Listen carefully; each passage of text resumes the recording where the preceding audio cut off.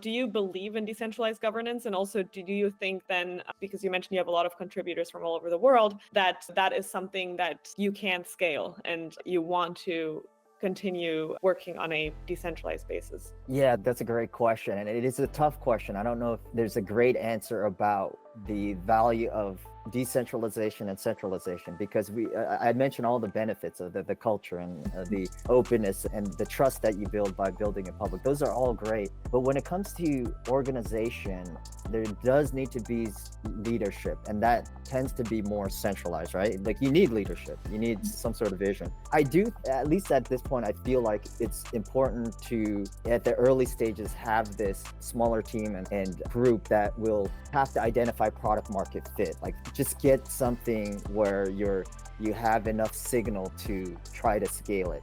I think over time, where the decentralized is important is it enables scaling, but it's also important to be more resilient and sustainable in the long run. And I think that's where I'm more about transitioning over time from a small group of still kind of global contributors to a place where you have thousands, tens of thousands of contributors and owner contributors. But I do think that should take time.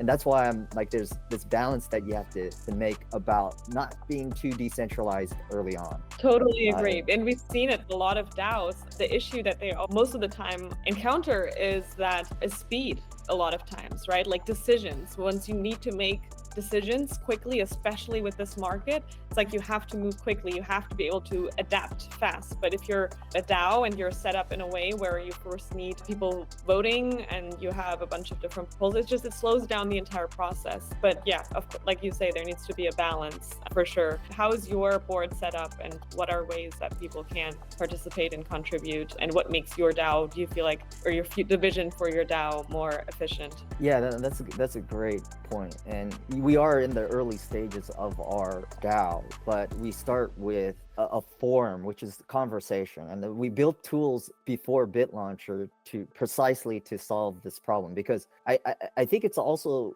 having the right tools are important to make it efficient, because it does slow things down. You have to vote every time you do anything. So you need great tools to speed that process up. I still think having a small team in the beginning and smaller groups to vote on any activity is important. So you don't want too many people, but really the helps that, because really based on the token weight that'll determine the voting system. So you could have a lot of people contribute sooner than later. But in any case, I think what you'll have is a little bit more concentration early on of the equity, like the tokens, right? Token allocation, so that you can do things a little bit more with a smaller team and you have more influence over it, because if you've contributed more, you're going to have more influence. And so over time, you want to have less of an ownership, a less percentage of ownership, and that naturally happens as more and more people contribute and earn tokens. So you expect to dilute over time. In the beginning, having concentrated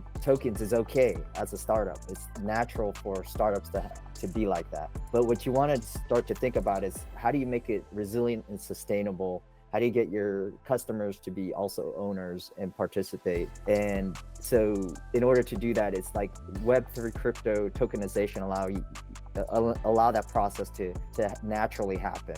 And so we have a forum. It starts with discussion. So Dboard is the tool we built. It's open source, and it's a DAO tool. So you vote, and there's discrete steps for the entire process. So you have a discussion first, you create a proposal, you can amend the proposal, you have this pre-vote stage, and then you have this final vote. But you don't, like, some people may not have a lot of time, so they can just wait for the final vote stage and let all of these proposals get filtered out by the pre-vote stage, where those who are more active will participate in the pre-vote. And it has to pass both before it's official, right? So there's a process. It comes with discussion too. You just really need a discussion forum. If you have a DAO tool, just start with a forum. That's all you need. Whether it's Discord or you build your own forum, you just need this discussion and back and forth before even voting on anything. Because oftentimes when you create a DAO tool and it's just, you do a proposal, it's like there's no discussion. It's just maybe there's a discussion on the proposal,